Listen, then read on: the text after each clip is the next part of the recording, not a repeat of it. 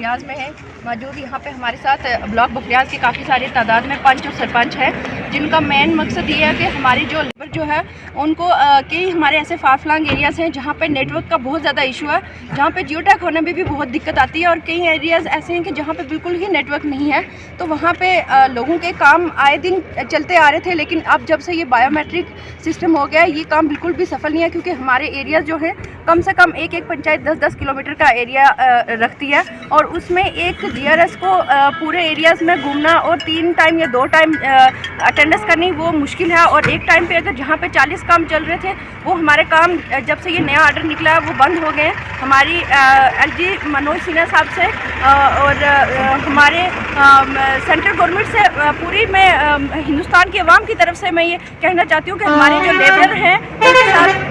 उनके साथ नाइंसाफ़ी ना की जाए, क्योंकि मोदी जी का एक स्लोगन है सबका साथ सबका विकास सबका विश्वास। लेकिन अगर हमारी जो लेबर है अगर इनको ही बेरोज़गार किया जाएगा तो ये सबका साथ सबका विकास और सबका विश्वास बिल्कुल भी सफल नहीं हो पाएगा। तो हमारी BJP सरकार से भी और हमारी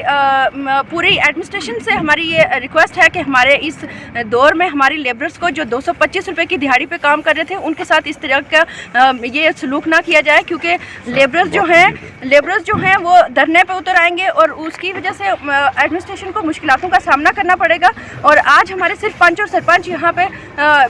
इसलिए आए हैं कि हम एडमिनिस्ट्रेशन को अवेयर करें कि अपने इस जो इन्होंने आर्डर निकाला है इसको वापस किया जाए। अदरवाइज़ पब्लिक जैसे बाकी के स्टेट्स में धरने पे उतर आई है और अपने कामकाज को बंद किया गया, उसी तरीके से हमारी बाकी जगहों पे भी होगा, उसकी जिम्मेवार खुद एडमिनिस्ट्रेशन रहेगी।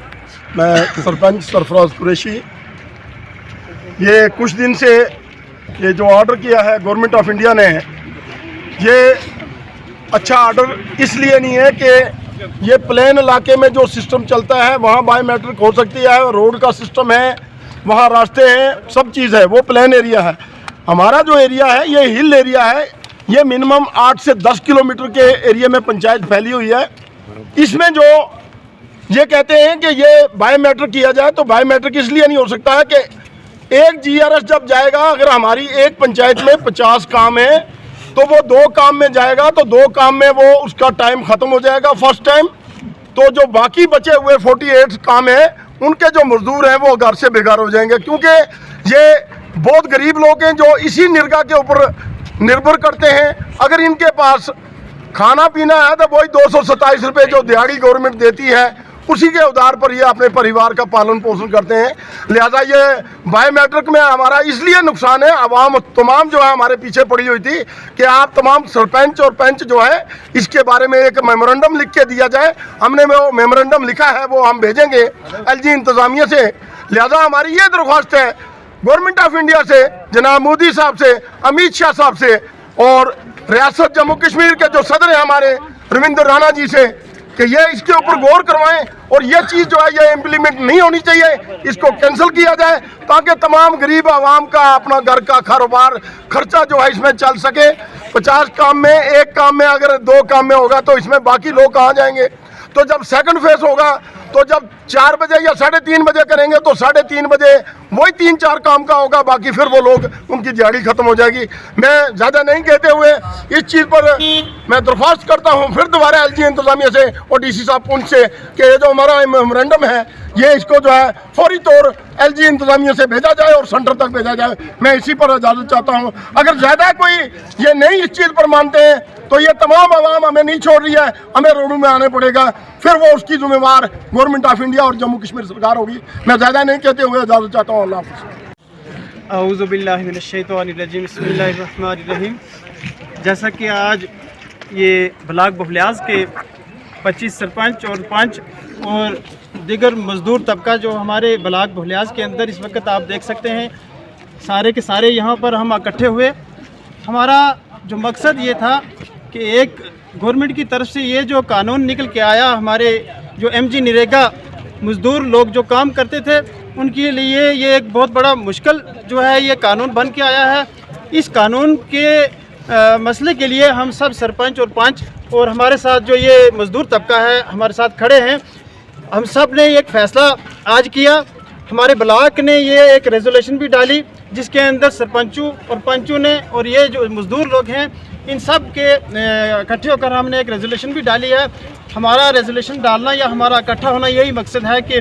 ये गरीब लोगों और गरीब मज़दूरों के लिए जो हमारे BPL या AAY में जो फाल करते हैं ये लोग, ये पहाड़ी इलाका जो है इसके अंदर ये बहुत बड़ी परेशानी में ये लोग हैं, क्योंकि यहाँ पर 3-4 महीने बर्फ़ पड़ी रहती है, आज सर्दियों का महीना भी है। और जैसा कि आप देखें कि सारे ब्लाकों के सबसे ज़्यादा हमारा ब्लाक बफलियाज जो है ये पहाड़ी इलाका है, इसके अंदर मज़दूर लोगों का काम करना बड़ा मुश्किल है। तो ये इस कानून जो है ये कानून तमाम लोगों ने, हमारे ब्लाक बफलियाज के लोगों ने ये इसका फ़ैसला तय किया कि ये कानून यहाँ पर नहीं चल सकता। हम सब ने बैठ कर के ये रेजोल्यूशन डाली है। ये रेजोल्यूशन हम LG गवर्नर साहब तक भी पहुँचाएँगे, क्योंकि जैसा कि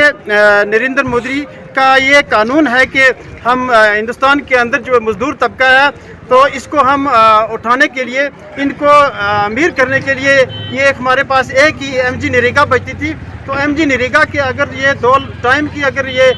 जो हमारे GRS या हमारे मुलाजिम जो हैं वो अगर हाज़िरी करेंगे, एक जगह पर जाएंगे, तो एक पंचायत के अंदर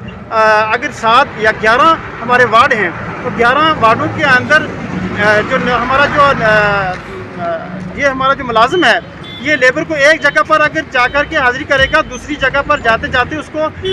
2 घंटे लग जाएंगे, 3 घंटे लग जाएंगे इस पहाड़ी इलाके के अंदर। तो हमारा आज यही कहना है कि हम सरकार से ये गुजारिश करते हैं कि इस कानून को जो है वो बंद किया जाए, जैसे पहले जो स्कीम, जैसे पहले कानून था उसी तरीके से इसको लागू किया जाए।